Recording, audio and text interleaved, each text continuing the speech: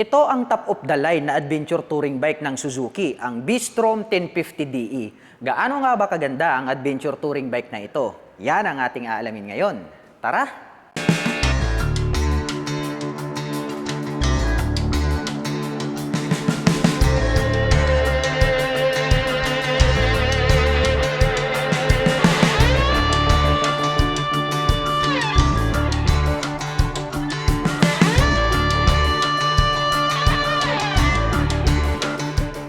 Ang ganda pala at napakabrusko ng dating nito pong kanilang Suzuki B-Strom 1050DE.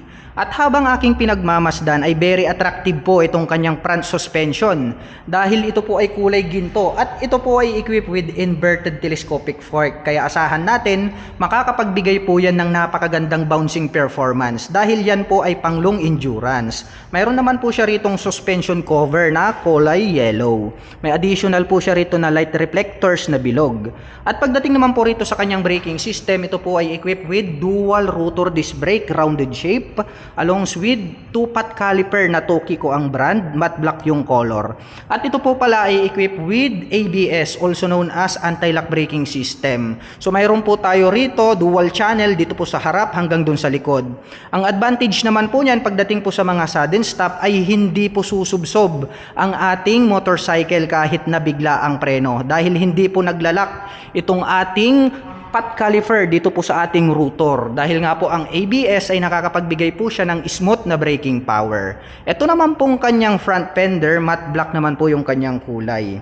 At ang kagandahan nito, since adventure touring bike po ito, ay naka-rimset na po siya. Gold yung color nitong kanyang rim and then stainless naman po itong kanyang spokes. Unlike other motorcycle, no, naka-mags po sila. So yun yung advantage, naka-rimset na to, kaya talagang pang on and off-road condition ito pong kanilang adventure touring bike.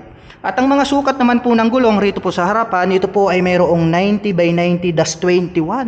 21 inches, no, napakalaki nitong kanyang gulong. At ang kanya naman pong stock tires is naka semi dual purpose pattern tires. So pang off-road condition na po siya, straight out from casa. At very attractive din yung pagkaka-design nitong kanyang headlight, no? Square type po siya. Nagkaroon ng partition dito sa gitna. Meron po siyang high beam and low beam.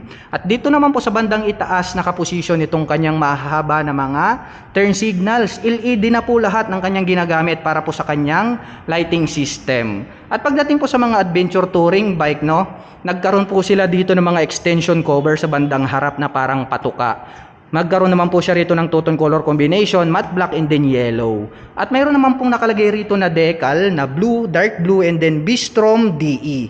At sa bandang itaas naman po, mayroon po itong integrated na visor.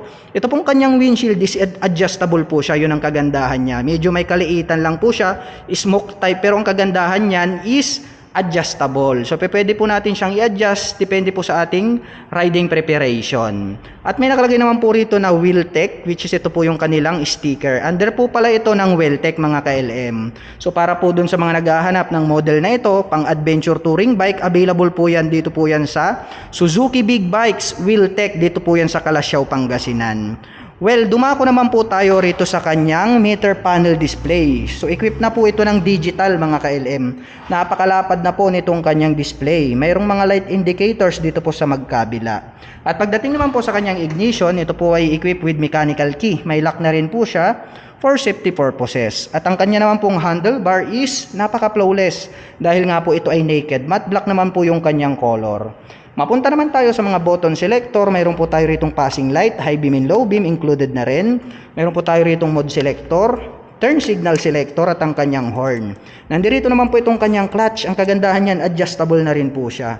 Sa kabila naman po, mayroon po tayong engine kill switch. Included na po rito yung kanyang electric starter.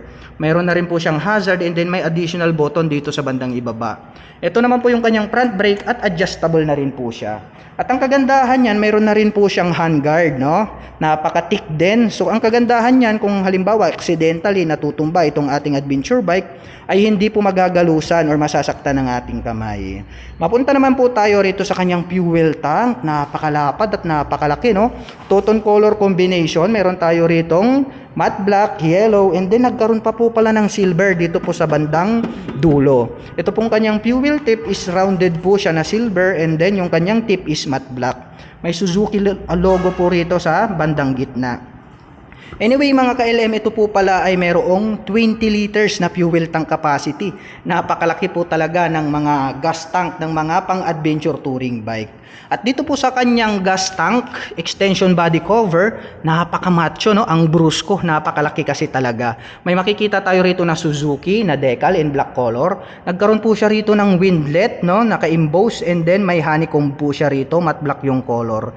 May minimal decal po rito sa bandang ibaba na blue, dark blue.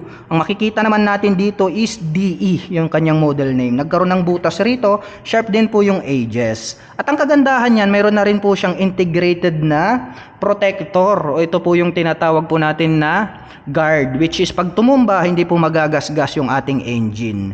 At ang kagandahan niyan, mayroon na rin po siyang aluminum na engine cover. So very durable yan mga ka-LM, more reliable yan compared natin sa mga plastic. So kayang-kaya niyang i-handle, no, kahit tamaan po yan ng bato. Yun po yung kanyang purpose. At ang atin pong Suzuki B-Strom 1050DE ay mayroon pong 880mm na seat height. Ngayon naman ay susubukan nating sakyan para makita natin kung gaano nga ba ito kataas. Anyway mga ka-LM, ang aking height is just around 5'6". Tiptoe tayo rito, pero very comfortable ito para sa mga tulad ko na 5'6" in height. Dahil wala namang magiging problema kapag tumatakbo na ang motorsiklo. Dahil napakagaan niya pong i-maneuver. At ito pong kanyang shifter ay equip po ito ng 6-speed manual transmission at mayroon na din po itong quick shifter. Ang kagandahan nun pagdating po sa paggamit ng cambio ay hindi na po dudugso itong ating motorcycle. Smooth na smooth pa rin yung kanyang takbo. At ito naman pong kanyang pillion step para sa ating rider. Metal po siya, nagkaroon po siya ng rubber cover on top. At dito naman po sa kanyang pillion step sa ating rider is rubber din naman po siya. At ang kagandahan niyan, ito pong kanyang brace is cast na po siya, kaya more durable. At ito pong kanyang cast na body frame, square type, napakakapal, more durable po yan and then lightweight. Dito naman po sa bandang dulo, rounded shape naman po itong kanyang body frame. Well, mapunta naman tayo rito sa kanyang side cover. So metallic black naman po rito sa part na to. And then dito sa bandang dulo, meron po tayo ritong yellow. At meron po ritong susian na kung saan ay pwede po nating buksan itong upper part nitong ating upuan. Mayroon naman po sigurong maliit na space rito, ayan, na pwedeng paglagyan ng mga papers. Mayroon namang minimal decal rito na blue and then dark blue. At dito naman po sa kanyang cast na swing arm, napakakapal, no? Square type yung kanyang pagkaka-design. Meron na rin po itong integrated na chain cover na matte black. At pagdating naman po rito sa kanyang rear suspension, ito po ay equipped with monoshock absorber. Ayan, no? Ang forma rin, no? Adjustable po siya. And then yung kanyang coil spring is silver. Ang kagandahan niyan mga ka-LM is nakakapagbigay po yan ng magandang bouncing performance dahil pang long endurance po yung kanilang iniligay rito. Well, dumako naman tayo rito sa bandang itaas. Silipin naman natin itong kanyang upuan. Napakaganda nitong kanyang upuan, no? Medyo mas mataas yung ating rider seat, itong ating back rider seat compared natin dito sa ating rider seat. Nagkaroon po siyang two-tone color combination, so violet, and then nagkaroon po siya rito ng matte black. Ang ganda rin, no? Napakalambot, no? Yung stitches pang premium talaga yung kanyang dating. At ang kagandahan niyan, mayroon na rin po siyang integrated na grab bar para po sa ating angkas. At the same time, pwede na rin po tayo ritong maglagay ng top box straight out from kasa. Hindi mo na po kailangang mag-aftermarket. Silipin naman po natin itong kanyang tail light. Ayun, napakaganda rin, no? LED na rin po itong kanyang tail light. At nandirito naman po itong kanyang mahahabang mga turn signals, LED na rin po siya. At ito pong kanyang rear fender na naka-extend dito. Sa dulo, sa gitna, mayroon po siyang light reflector. Sa bandang ibaba, converted po siya ng plate light. At nandirito naman po itong positioning nitong kanyang plate holder. Dumako naman po tayo rito sa kanyang rear braking system. Ito po ay equipped with single rotor disc brake, rounded shape, along with single pot caliper na matte black. Tuki ko rin po yung kanyang brand. At ito pong kanyang rim set, talagang napakakapal, no? Ang ganda ng kulay kasi nga kulay ginto. Yung kanyang spokes is stainless po siya, tapos naka-X yung design.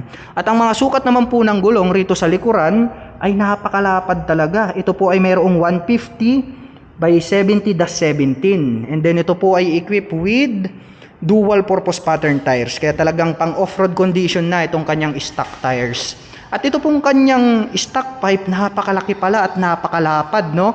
Ito pong kanyang tip is silver. Nagkaroon naman po siya rito ng single exhaust. Ito pong kanyang head protection guard dito sa gitna hanggang sa dulo is matte black pa rin po siya. At mayroon po siyang additional rito naman naka-built-in na pwedeng paglagyan, no? Pwedeng lagyan ng mga additional bags. Well, dumako naman po tayo rito sa kanyang foot brake. Cast na rin po yung kanilang ginamit rito. Matte black yung color, kaya hindi po ito nagra-rust. At nagkaroon siya ng additional po rito na guard, no? So, yung kulay naman po nito is silver. Very attractive kasi nga nahalo siya rito sa black color. At ito po palang ating Suzuki B-Strom ay mayroon pong 1037 cubic centimeter engine displacement. Naka B-twin cylinder, dual overhead cam, 4-stroke with 4 valve per cylinder. So napakaganda nitong kanyang engine design, no? Napakalaki. At napaka-forma talaga ng dating nitong kanilang Suzuki B-Strom DE.